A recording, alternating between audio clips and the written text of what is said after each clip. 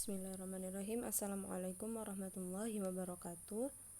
Kami dari kelompok 7 yang terdiri dari Lutfiah Amna, Umi Safitri, Putri Alifia As-Sifa, dan Muhammad Nurul Amin akan menjelaskan tentang materi kelompok kami yang berjudul Islam dan Kesehatan.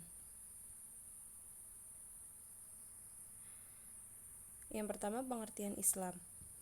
Islam secara harfiah artinya damai, selamat, tunduk, dan bersih. Kata Islam terbentuk dari 3 huruf, yaitu sin, lam, mim, yang bermakna dasar selamat atau salama. Islam menurut bahasa berasal dari kata aslama yang berakar dari kata salama. Kata Islam merupakan bentuk masdar atau infinitif dari kata aslama ini. Secara etimologi, salm yang berarti damai. Kata salm memiliki arti damai atau perdamaian, dan ini merupakan salah satu makna dan ciri dari Islam, yaitu bahwa Islam merupakan agama yang senantiasa membawa umat manusia pada perdamaian. Aslama yang berarti menyerah. Hal ini menunjukkan bahwa seorang pemeluk Islam merupakan seseorang yang secara ikhlas menyerahkan jiwa dan raganya hanya kepada Allah Subhanahu wa Ta'ala. Penyerahan diri seperti ini ditandai dengan pelaksanaan terhadap apa yang Allah perintahkan, serta menjauhi segala larangannya, menunjukkan makna penyerahan ini. Kemudian, istaslama mustaslimun, atau penyerahan total kepada Allah.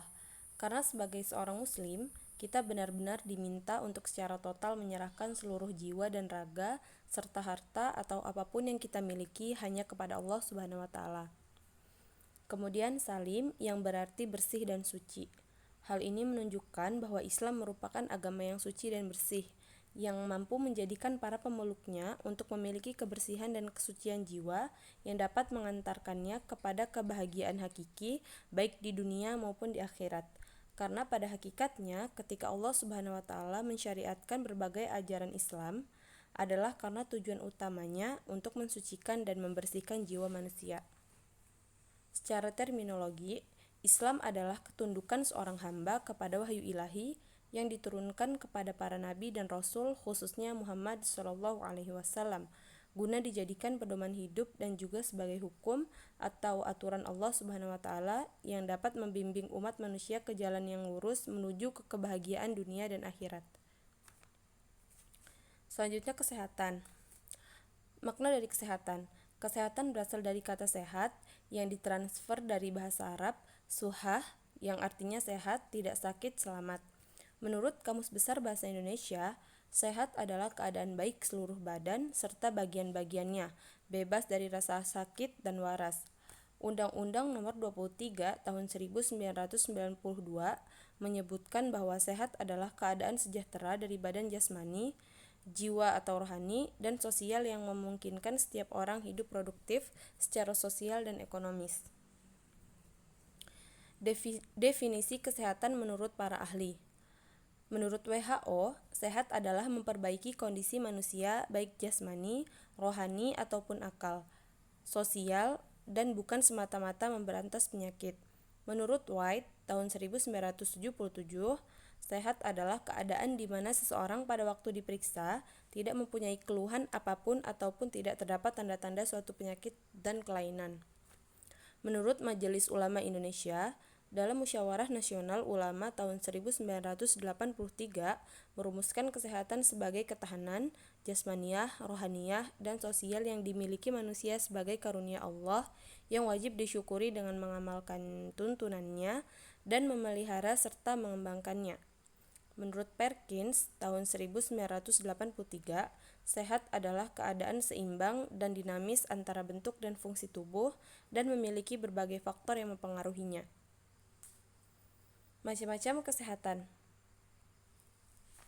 Kesehatan ada 3, yaitu jasmani, orang yang berdasarkan pemeriksaan fisik, laboratoris, dan radiologis tidak terserang penyakit atau tidak adanya kelainan-kelainan.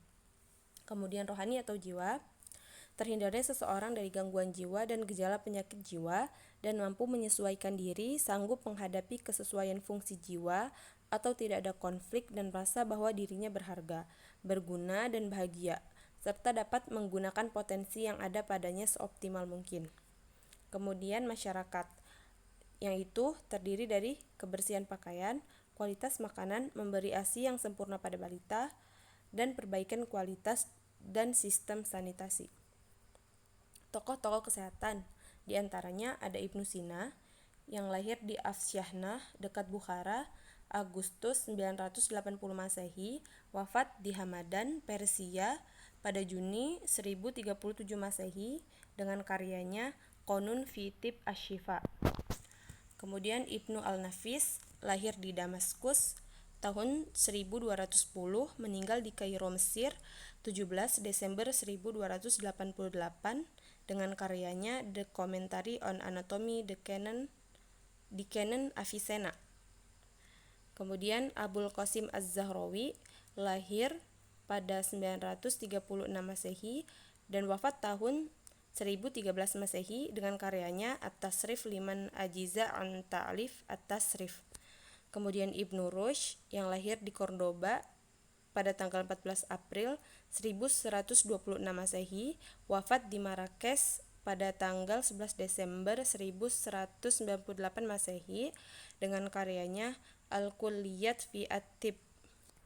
Kemudian yang terakhir ada Zakaria Ar-Razi, lahir di Rai, Teheran 28 Agustus 865 Masehi, wafat pada 9 Oktober 925 Masehi dengan karyanya Comprehensive Book Al-Hawi.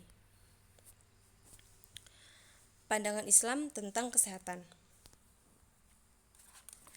Islam sangat memperhatikan soal kesehatan dengan menganjurkan tindakan preventif atau pencegahan dan represif pelenyapan penyakit atau pengobatan.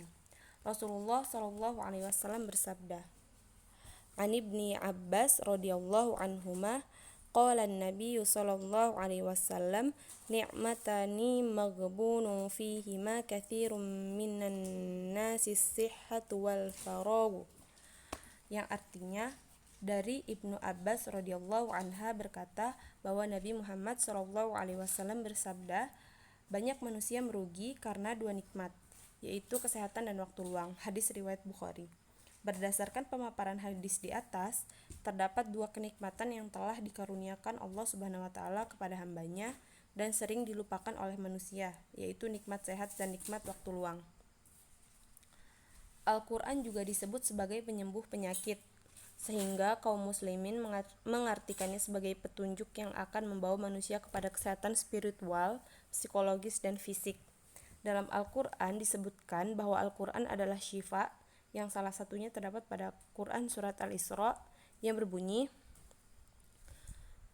wa nunazzilu minal qur'ani ma huwa shifaa'un wa rahmatul lil mu'minina wa la yazidudz zalimina illa khasara, yang artinya, dan kami turunkan dari Al-Quran suatu yang menjadi penawar dan rahmat bagi orang-orang yang beriman, dan Al-Quran itu tidaklah menambah kepada orang-orang yang zalim selain kerugian.